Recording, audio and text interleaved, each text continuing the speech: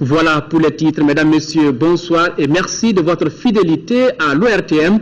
La nouvelle est tombée à la mi-journée. Amadou Aya Sanogo a été interpellé ce matin. Pour l'instant, il est inculpé de complicité d'enlèvement de personnes. Nous vous proposerons au cours de cette édition les explications du ministre porte-parole du gouvernement. Mais en attendant, le Conseil des ministres s'est réuni en session ordinaire ce mercredi 27 novembre dans sa salle de délibération au palais de Koulouba sous la présidence du président de la République, Ibrahim Boubacar Keïta. Après examen des points inscrits à l'ordre du jour, le Conseil a adopté des projets de texte et procédé à des nominations. Avec moi dans ce studio, Ibrahim Djambélé. Ibrahim, bonsoir.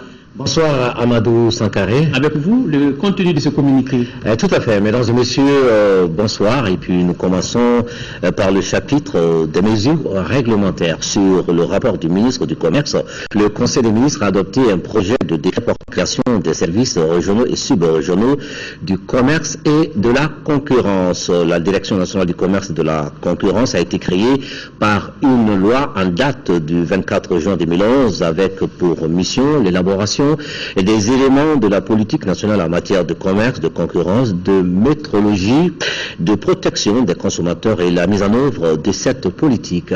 Au terme du décret du 14 juin 2011 fixant l'organisation et les modalités de fonctionnement de la Direction nationale du commerce et de la concurrence, la direction est représentée au niveau des régions et du district de Bamako par les directions régionales du commerce et de la concurrence, au niveau des cercles et des communes du district de Bamako par les services de commerce et de la création de ces services régionaux et sub-régionaux et élargie aux arrondissements la représentation de la Direction nationale du commerce et de la concurrence à travers des antennes. Ces structures permettront d'approcher le service public du commerce et de la concurrence et de contrôle réguler des instruments et de la qualité des produits, de faciliter l'organisation et le suivi des marchés et l'application de la réglementation. Et sur le rapport du ministre de l'Emploi et de la Formation professionnelle, c'est adopté les projets de texte à l'organisation et aux modalités de fonctionnement de l'Observatoire national de l'emploi et de la formation. L'Observatoire de l'emploi et de la formation est un mécanisme institutionnel conçu pour coordonner la collecte, le traitement, le stockage et la diffusion de l'information sur le marché du travail afin d'instaurer une meilleure adéquation entre les besoins et les potentialités. Le ministère de l'Emploi et de la Formation professionnelle dispose actuellement de divers mécanismes de collecte et de traitement de l'information statistique dont l'efficacité est compromise par l'absence de système cohérent d'analyse des informations recueillies. La création de l'Observatoire national de l'emploi et de la formation permet de corriger cette lacune. S'inscrit dans le cadre du programme décennal de développement de la formation professionnelle pour l'emploi. En outre, elle ouvre la actualisée sur le marché du travail. Les présents projets de texte sont pris dans ce cadre. Au chapitre des mesures individuelles, le Conseil des ministres a procédé aux nominations suivantes au titre du ministère de la Sécurité, directeur adjoint de la police nationale, M. Kassoum Sinenta, contrôleur général de police. Au titre du ministère de l'Éducation nationale, directeur des finances et du matériel, M. Chaka Bagayoko, inspecteur des finances. Directeur de la cellule de planification et de statistique, M. Isiaka Median Nyambele, professeur de l'enseignement secondaire. Au titre du ministère de l'énergie et de l'hydraulique, directeur des finances et du matériel, M. Oumarba, inspecteur des finances. Au titre du ministère de l'Emploi et de la Formation professionnelle et président du conseil d'administration de l'Agence pour la promotion de l'emploi des jeunes, Madame Maïga Sinadamba, administrateur civil. Directeur général de l'Agence pour la promotion de l'emploi des jeunes, Monsieur Amadou Sissé, gestionnaire. Directeur général de l'Institut national de l'ingénierie de formation professionnelle, Monsieur Mamadou Ban, professeur de l'enseignement supérieur. Directeur général du Fonds d'appui à la formation professionnelle et à l'apprentissage, M. Mohamed Al-Bachar Touré, juriste.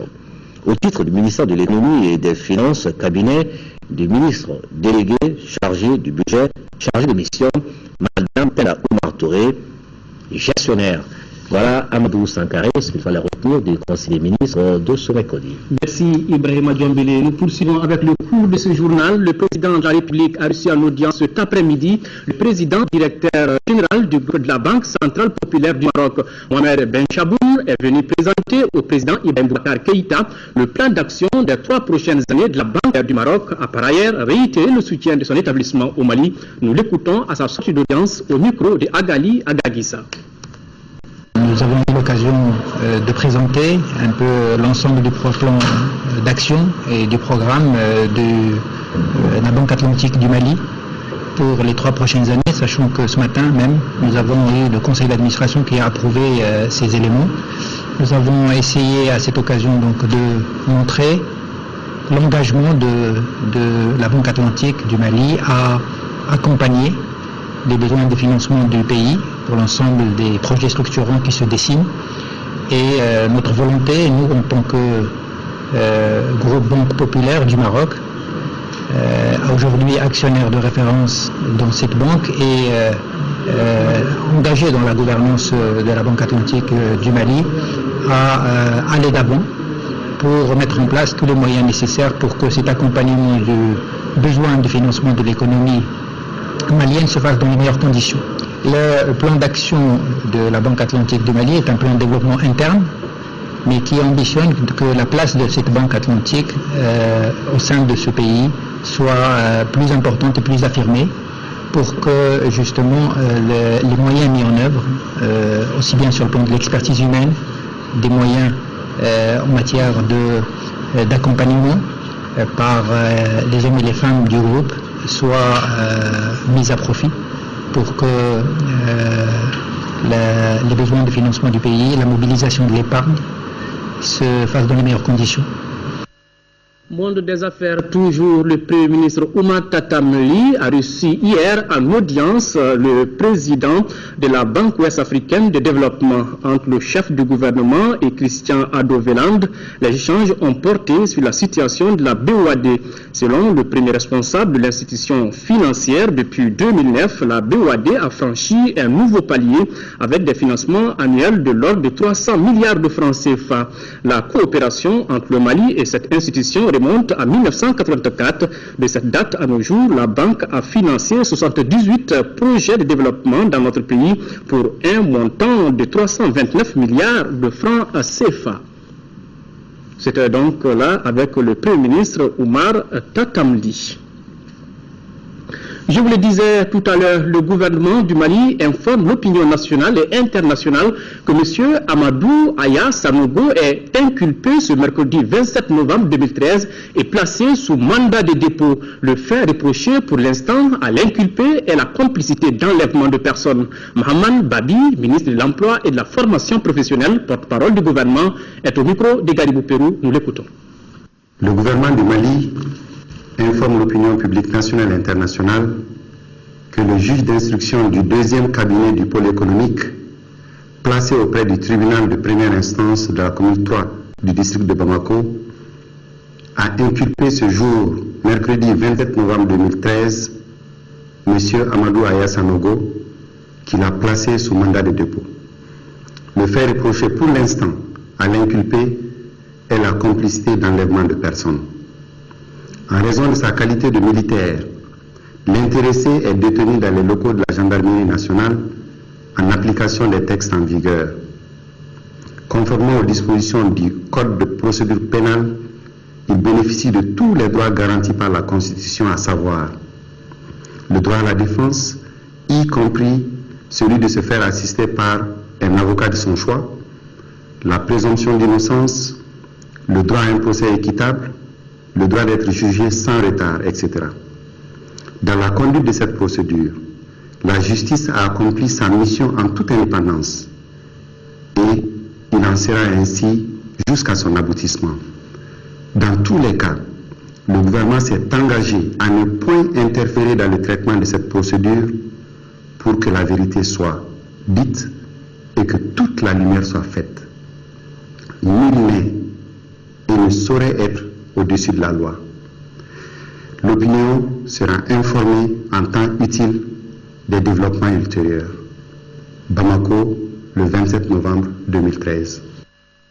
Sur un tout autre plan, 3 jours après le premier tour des élections législatives, le ministère de l'administration territoriale vient de proclamer les résultats provisoires que vous avez pu suivre en direct sur notre antenne.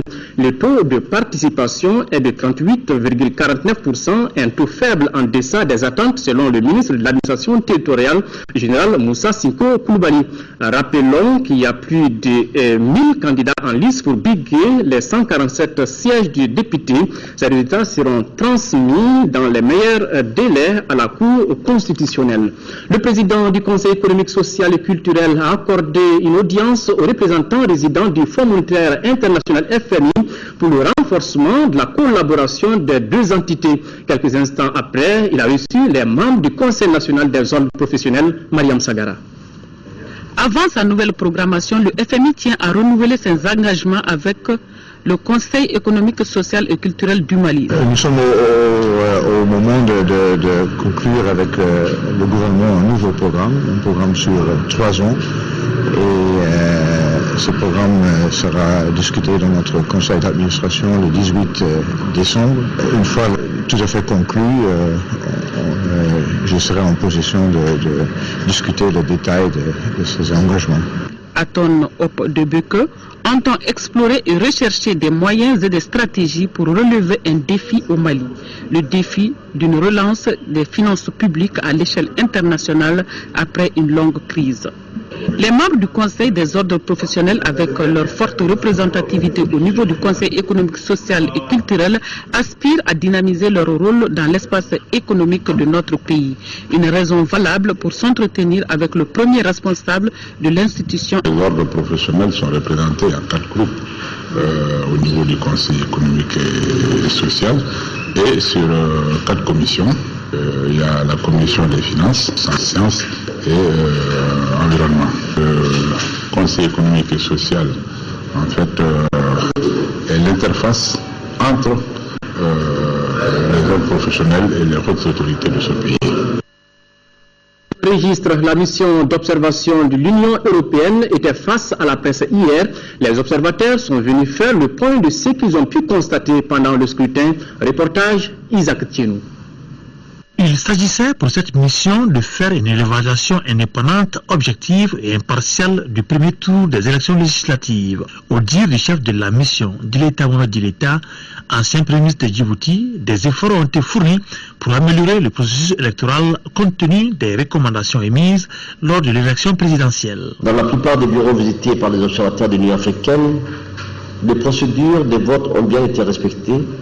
C'est ici le lieu de signaler que la formation des agents électoraux a été renforcée après l'élection présidentielle.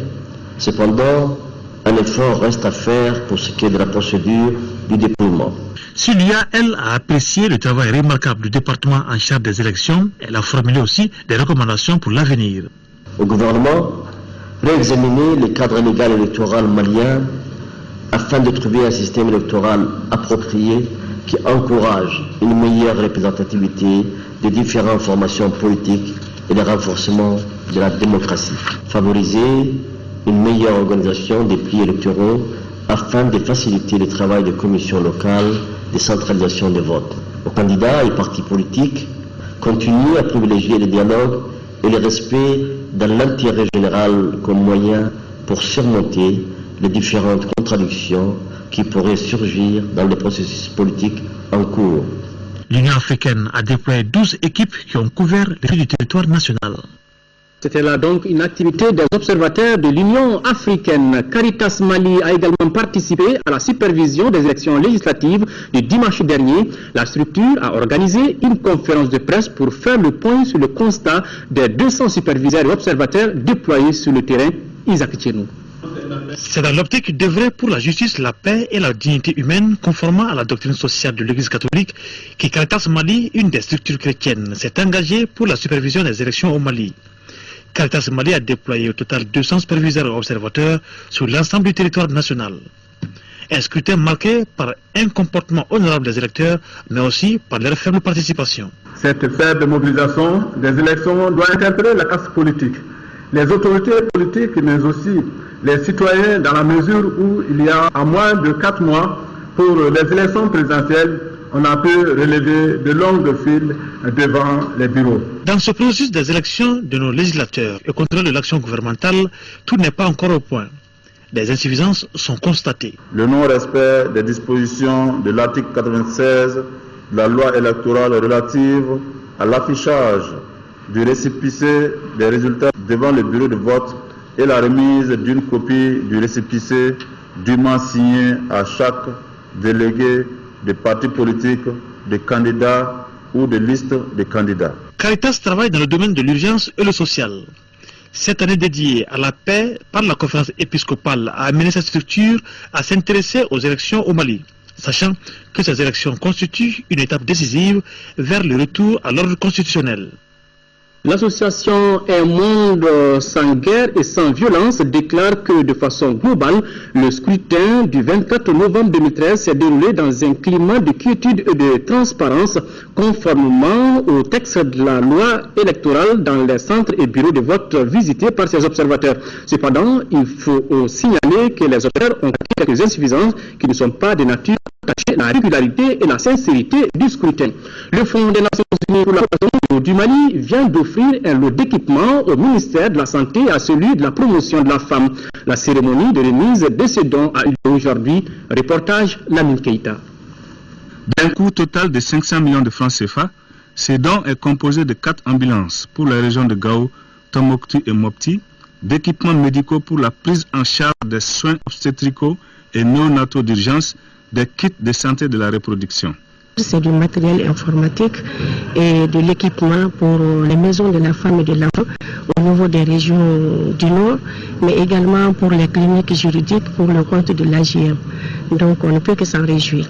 Le FNIAP, qui est un partenaire qui suit nos activités, qui connaît nos besoins, on a défini ensemble avec le FNIAP un certain nombre d'équipements destinés au Nord. Non seulement le FNIAP a répondu à cette sollicitation, mais il a également répondu à des demandes pour servir d'autres services de soutien comme la direction de la pharmacie, du médicament et le laboratoire national de la santé. Le représentant du Fonds des Nations Unies au Mali, FNIAP, a indiqué que sa structure restera toujours disponible pour appuyer notre pays. C'est vraiment un appui qui vient donc de manière ponctuelle compléter ce que nous faisons dans le cadre de notre programme régulier de coopération avec le gouvernement. Mais là, c'était vraiment une requête urgente du gouvernement et nous avons donc essayé de répondre de la manière la plus efficace possible. Le ministre de la Santé a, au nom du gouvernement, salué le FNIAP pour cet appui important. Il a également invité les structures bénéficiaires à faire bon usage du matériel réussi. Santé humaine, santé animale, bientôt un nouvel abattoir moderne à Bamako, vous l'annoncez hier, et le projet commence à prendre forme. C'est dans ce cadre que le ministre délégué chargé de la promotion des investissements et de l'initiative privée, Moustapha Ben Barka, et les responsables de l'entreprise chinoise International Engineering Corporation ont signé cet après-midi un protocole d'accord en vue de la construction de cette infrastructure. Ces partenaires veulent accompagner le Mali dans sa politique de modernisation de la filière viande. C'est ce que nous dit Moussa Fani. La signature de cet accord s'inscrit dans le cadre de la construction d'un abattoir moderne au Mali. Le projet permettra d'améliorer la productivité et la qualité des produits animaux. L'offre de services va couvrir toute la chaîne de valeur de la production de viande. Il y aura un impact sur le plan social avec la création des emplois. Il y aura énormément aussi d'impact sur le plan économique avec les impôts à payer quand on aura donc un abattoir moderne dans ce pays. Et naturellement, le dernier point qui est important, c'est l'impact que ce projet aura sur l'amélioration donc de l'hygiène et des questions donc de santé ainsi concernant les abattoirs pour ce pays. Nous accompagnons ces investisseurs au Mali pour leur fournir les services bancaires dont ils ont besoin pour réaliser leur investissement et développer leur activité. L'infrastructure qui sera fin prête dans 2 ans devra permettre la création de 6 000 emplois dans notre pays. Elle permettra également de favoriser un partenariat public-privé. Ce projet vient apporter une nouvelle technologie, des projets d'industrialisation de la filière viande et bétail au Mali. Comme vous le savez, nous exportons la plupart de notre bétail dans la sous-région et habituellement ce sont des bêtes vivantes. Aujourd'hui, on voudrait qu'il y ait plus de valeur ajoutée dans ce secteur-là ici au Mali. Ce projet-là, c'était un projet que l'État porte porte quelque part, certes, mais c'est un projet qui est destiné au secteur privé. La signature de ce document vient renforcer la qualité de la coopération entre la Chine et le Mali. Autre grand titre de ce journal, ouverture ce matin des travaux de l'atelier sur la revue annuelle du programme de coopération Mali-UNICEF 2008-2012. Les participants doivent travailler sur les composantes communication pour le développement et communication externe et partenariat. Le but recherché est de jeter les bases d'un nouveau plan de travail couvrant la période 2013-2014 pour la mise en œuvre des deux composantes. Reportage Nando Dambélé. Le programme de coopération UNICEF 2008-2012 s'est achevé en 2012, mais le démarrage du nouveau programme a été interrompu par la crise sociopolitique et sécuritaire à partir du 22 mars 2012. Face aux urgences et à l'exacerbation des besoins, notamment aux couches vulnérables, le Mali et l'UNICEF ont convenu d'étendre le programme de coopération sur 2 années supplémentaires, à savoir 2013 et 2014. Il s'agit donc pour les participants à cette réunion de travailler au renforcement des stratégies sectorielles d'intervention et des capacités du gouvernement dans l'appropriation des outils d'analyse et de planification basés sur les résultats et l'approche équité. Ce plan, tenant compte du changement des priorités nationales, est axé sur l'amélioration des conditions d'existence des populations et la mise en route d'un programme de dialogue favorisant le vivre ensemble des communautés. Les résultats attendus au terme de cette revue sont entre autres la validation des principaux résultats obtenus en 2013 par le gouvernement, la discussion avec le gouvernement de la situation des ressources disponibles, le partage du niveau d'exécution des activités 2013 et l'identification des contraintes et priorités du plan de travail 2014.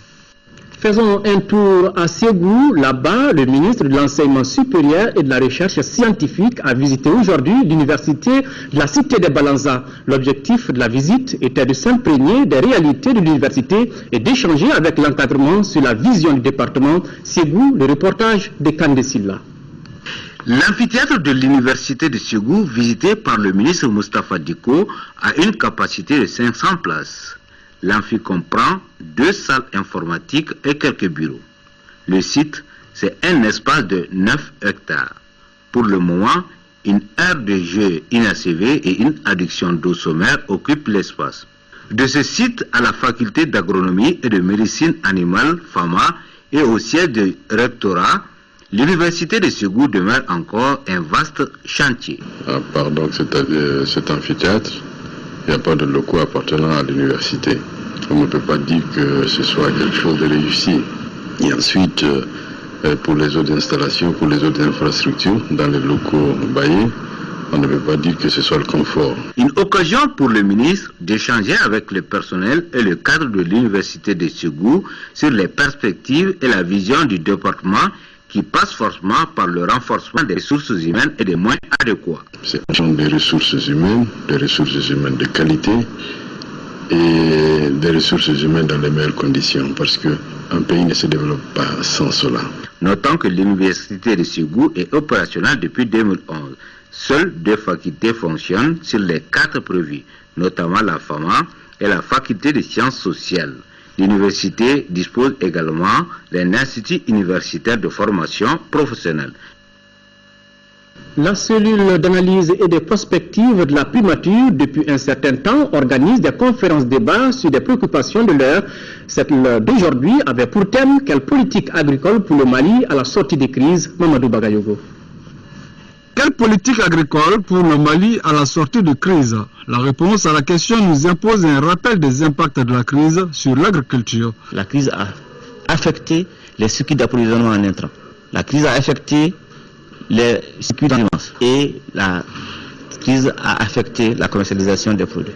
Le thème de la conférence choisi par la cellule d'analyse et de prospective de la primature a été débattu par des experts et le conférencier. Ce dernier dégage certaines priorités pour la relance de l'agriculture. Il y a une destruction totale de tout ce qui est de magasins, de stockage, destruction totale de tout ce qui est matériel, disons, d'aménagement. Donc il faut rétablir en tout cas ces infrastructures, ces équipements, pour que la production agricole puisse être relancée. Et il faut également appuyer les agriculteurs à différents niveaux pour que ceux-ci puissent effectivement produire correctement. Et Et l'encadrement a également besoin d'appui. Le chercheur de poursuivre qu'au Nord, différents types d'agriculture peuvent être développés, comme le camelin ou encore la production du lait de chanel pour assurer la sécurité alimentaire. Il faut surtout, au niveau du Nord, il faut sur les bases de l'agriculture pour que cette agriculture revienne à la normale et qu'il puisse rentrer dans le chemin global qui est défini par la politique agricole. Il est également essentiel de rétablir la transaction entre le Nord et le Sud. Monde agricole toujours, parlons de l'or blanc, le coton. La compagnie malienne de développement des textiles a tenu aujourd'hui la 73e session de son conseil d'administration. À l'issue des travaux, 2 résolutions importantes ont été prises. Il s'agit de l'autorisation pour négocier et signer les crédits de campagne 2013-2014, soit crédits anticipés de 30 milliards de francs CFA, crédit principal de 110 milliards de francs CFA. Aussi, des nominations, le conseil d'administration a porté au poste du président directeur général de la compagnie malienne de développement des textiles, M. Kalfa Sanogo.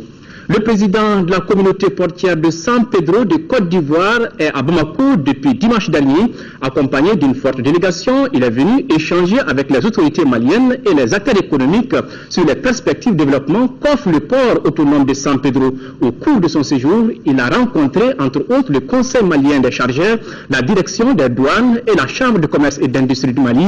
Hier, la mise en œuvre est au micro de Mohamed Oldoumamouni.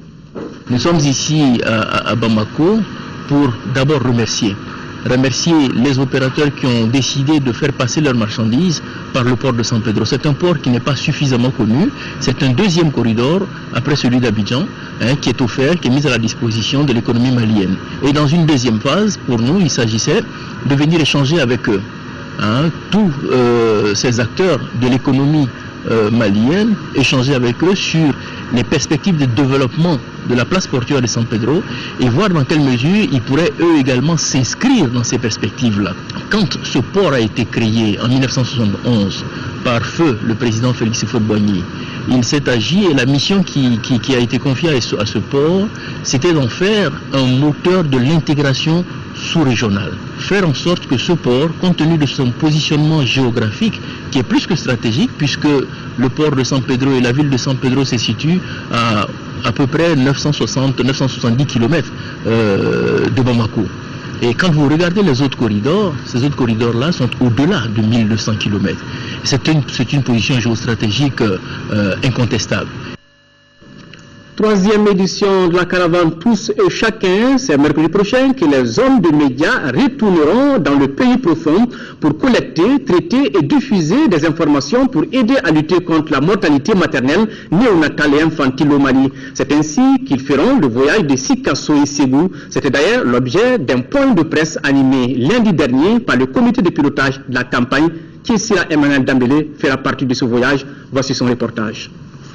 Une trentaine d'hommes de presse sillonnant du 27 novembre au 6 décembre 2013, 11 localités des régions de Sikasso et de Ségou avec un intérêt particulier pour les questions touchant la santé de la mère et de l'enfant. C'est en quelques mots la 3e édition de la caravane de presse de la campagne Tous et Chacun. Le thème retenu est pratiques familiales essentielles, des gestes qui sauvent des vies.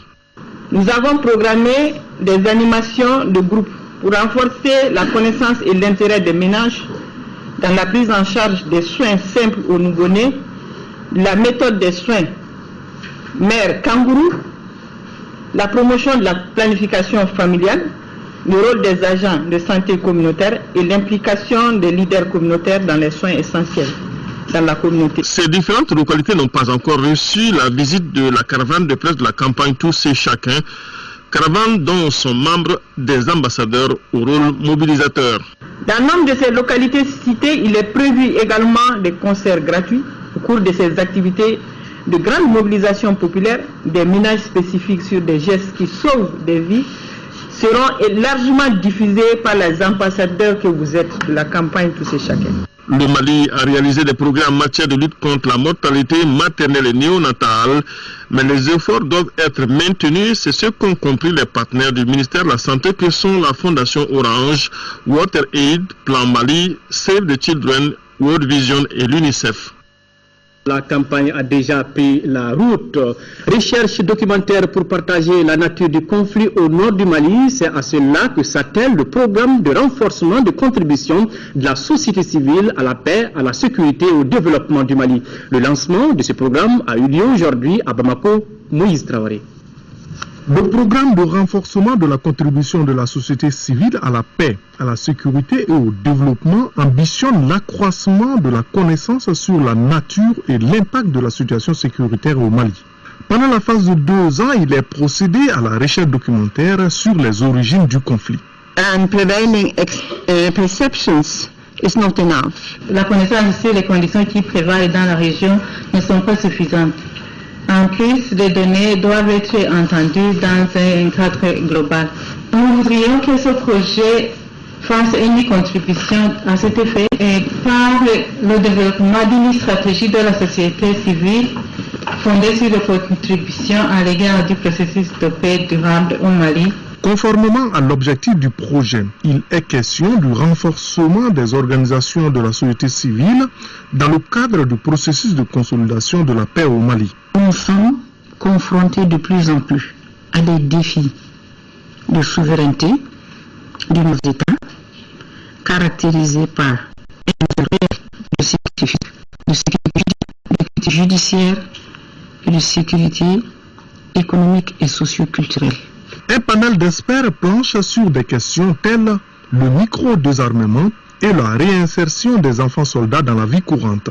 Auparavant, le lancement a été marqué par un atelier d'échange introduit par un exposé sur la problématique des conflits, cas spécifiques du Mali. De la paix à la paix, le thème de la journée internationale de l'élimination du lancer des femmes et le reste de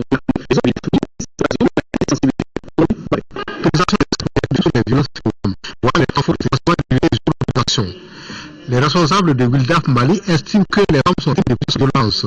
Il s'agit de cas de viol, de divorce, de licenciement abusif. Pour bannir ces injustices, les femmes ont formulé des recommandations. Nous voulons qu'il y ait une mise en œuvre des engagements de l'État sur la protection et la prise en charge des violences.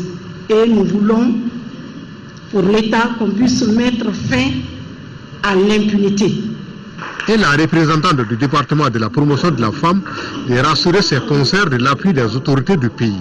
La lutte contre les violences faites aux femmes occupe une place primordiale dans les objectifs du ministère. Au regard de la persistance du phénomène et des exactions qui ont eu lieu dans les septentrions de notre pays, où les filles et les femmes ont connu toutes sortes d'atrocités. La directrice nationale de la promotion de la femme a enfin exhorté les femmes à plus de cohésion et d'engagement dans la lutte pour leur épanouissement. Comment utiliser les pesticides afin qu'ils soient moins nuisibles à la santé et à l'environnement? Cette question cruciale était au centre de la 33e session ordinaire du comité sahélien des pesticides au CRES de Badalaboubou. Les travaux regroupent les experts des 13 pays membres de l'Institut du Sahel et leurs partenaires. Compte rendu Nando Dambélé. Pesticides d'accord, mais santé et environnement d'abord. Telle est la devise du comité sahélien des pesticides CSP, ce qui traduit toute la volonté du comité sahélien des pesticides à opérer une homologation commune judicieuse des pesticides. L'expérience et l'expertise du comité sahélien des pesticides sont aujourd'hui reconnues et sollicitées. Il s'agit pour les participants venus des 13 pays membres de l'Institut du Sahel de réfléchir aux défis à relever. Le choix judicieux des molécules et des produits formulés permet non seulement de limiter les coûts de traitement, mais aussi d'assurer la sécurité de leur emploi. Il n'est point besoin de rappeler que les pesticides constituent un des intrants agricoles indispensables à l'amélioration de la productivité et l'atteinte de la sécurité alimentaire. Cependant, ces produits qui préservent les cultures des attaques parasitaires présentent de nombreux risques si leur utilisation est inadaptée. L'homologation commune des pesticides dans l'espace SILS est une initiative très regardée en Afrique et dans le reste du monde. Elle reste un acquis depuis 1992. Eau et électricité, une mission conjointe EDEM-SOMAGEP vient de séjourner à Tombouctou. Objectif, expliquer aux consommateurs les nouvelles mesures prises pour mieux satisfaire la demande en eau et en électricité. La mission a saisi cette occasion pour sensibiliser la population sur la normalisation de la reprise des activités des deux sociétés. Il a été également question de la gestion des branchements clandestins opérés pendant l'occupation. Pour plus d'informations, écoutons Tchona Mathiekone, gestion et le groupe de Adama Djimde. Nous avons jugé utile de mener une mission de sensibilisation, d'information sur la reprise définitive de nos activités. En dépit de la grande impatience de revoir la continuité des services électricité et eau, les populations nous ont adressé leurs sincères remerciements pour ce qui est fait depuis, même pendant la crise et au sortir de la crise. Parce que nos sociétés n'ont jamais été absentes pour la normalisation des activités eau et électricité. Et je pense que les échanges ont été très fructueux, puisque vous avez vu, aidés par le gouvernorat et la mairie, les autorités municipales, nous avons pu échanger de façon fructueuse avec les populations diverses. Ce qui compte pour nous, c'est la reprise des activités. L'eau et l'électricité, en continuité, nous demandons le concours de tout un chacun. Et ce concours, au dire de la population, ce concours nous est acquis. Et nous allons voir que progressivement, les choses vont se normaliser. Et les populations qui ont fait des branchements parallèles, des branchements clandestins, les clients ce ne sont pas des clients. Et à la faveur de la crise, tout cela se corrigera avec l'apport des uns et des autres. Pas forcément financier, mais en termes de déclaration, parce que les branchements clandestins sont facteurs de dégradation du système, du service. Eau et assainissement, la mairie de Sikasso va en guerre contre la prolifération des déchets solides et liquides dans la capitale du Kédougou, et c'est en partenariat avec la coopération technique belge. Elle vient de lancer le projet service payant de précollecte des ordures ménagères. C'était hier dans le quartier de Bougou-la-Ville en présence des acteurs en charge de l'assainissement, les chefs de quartier et services techniques Daouda Diakité. Fruit du partenariat entre la coopération technique belge et la commune urbaine de Sikasso, le projet ainsi lancé devra contribuer à l'amélioration du cadre de vie des populations par la limitation des risques sanitaires à cause de la prolifération des déchets solides et liquides. Ce projet vient à bon escient dans la mesure où les populations conscientes aujourd'hui de leur santé savent bien qu'il n'y a pas de santé sans propriété. 6 quartiers centraux de la commune sont concernés par cette phase test du projet des services payants de la précollecte des ordures ménagères. La coopération belge appuie la mairie de Sikasso depuis 2002. Donc il y a eu plusieurs réalisations, principalement un centre d'enfouissement technique. Et depuis, nous continuons à également consolider la filière parce que la mairie seule ne peut pas tout faire. En prenant la parole, le représentant du préfet Daouda Togola et celui du directeur régional de l'assainissement, du contrôle des pollutions et des nuisances de Sikasso, Yaya Sidibé, se sont dit fiers des efforts de la coopération technique belge pour Sikasso, comme en témoigne la réalisation de la décharge finale pour près de 2 milliards de nos francs, avant d'inviter la population à s'acquitter correctement de leur redevance de ramassage des ordures pour la pérennisation du processus. La remise des matériels de précollecte aux GIE partenaires et aux chefs de quartier a mis fin à la cérémonie. Alors, les brouettes sont déjà en main. Évaluer la campagne agricole 2013-2014 et recueillir l'avis des producteurs, tels sont les objectifs d'une mission de suivi de la campagne agricole qui a sillonné les cercles de Massina et Ségou. Compte rendu, Fousséni Samake. Visite de champs de riz, de mil et de riziculture ont été les temps forts de cette mission de la Direction nationale de l'agriculture à Massina et à Ségou. De façon générale, la campagne a été confrontée à quelques contraintes qui ont affecté les rendements dans les champs. Globalement, nous pouvons dire que l'hivernage qui s'achève en zone du Niger est satisfaisant dans l'ensemble. Mais en tout cas, dans les casiers, à part quelques poches d'inondation, dans l'ensemble, vraiment, la campagne a bien donné. Partout où on a rencontré les producteurs, ils sont d'accord avec nous quand même que là où ça n'a pas marché, il faut mettre en œuvre des actions de contre-saison, notamment le maraîchage. Si au niveau des zones de la Direction régionale de l'agriculture de Ségou, les producteurs des cultures sèches ont des inquiétudes par rapport au rendement, par contre, en zone office du Niger, Les producteurs et l'encadrement se félicitent du bon déroulement de la campagne. Dans le cas de cette année, nous aurons une production moyenne par rapport à la production, surtout la production des cultures céréalières, mais de sèche. Mais pour le riz, comme nous sommes dans une bonne année, on dit que cette année, c'est l'année du riz. Signalons que cette mission de suivi de la campagne agricole a été initiée par la Direction nationale de l'agriculture en partenariat avec l'Office du Niger et le service sémencier national. Un reportage de Foussé Didiara. La fin de la première journée du championnat national de football a été marquée par la victoire de l'ASB sur l'ISFAS 1-0. C'était au stade Omnisport Modibo Keïta. C'est ce que nous dit Assa Soumari. Ce dernier match de la première journée, ASB ISFAS, s'est déroulé dans un stade Omnisport Modibo Keïta quasiment vide. En première période, les deux équipes vont multiplier des corners infructueux et en ratant des occasions de but. 0-0 à la pause. De retour sur le gazon, les militaires ne parviennent pas à rentabiliser les opportunités qui se sont offertes à eux pendant le premier quart d'heure. Après avoir résisté aux assauts de l'ISFAS, l'ASB se montre plus réaliste en marquant à la 68e minute par Adama Diarra. 1-0 pour les jaunes de l'ASB. Les militaires vont courir derrière l'égalisation, mais ne réussissent pas. Score final 1-0 pour l'ASB. Il y a beaucoup de gens qui n'ont pas marché. On va se remettre en cause et on va travailler en fonction de ça. Donc, les enfants, ils ont perdu beaucoup de ballons. Les attaques n'étaient pas aussi fortes. Et voilà, nous allons nous mettre en cause pour préparer ces lacunes-là. Et vraiment, je tiens d'abord à remercier vraiment les jeunes parce que vraiment, ils ont quand même respecté un peu vraiment la consigne. C'était pas facile pour nous, c'est important vraiment avec des nouveaux joueurs. Il faut d'abord tout de suite vraiment leur imposer vraiment un football simple. Et c'est ce qu'ils ont fait. Pour la deuxième journée, l'ASB sera face au COB et l'ISFAS en découdra avec le Nyanan de Koulikoro. Voilà, après ce journal, vous pourrez suivre l'intégralité de la cérémonie de remise du rapport du vérificateur général au président de la République, une cérémonie qui s'est déroulée hier à Koulouba. Sur ce, prend fin ce journal.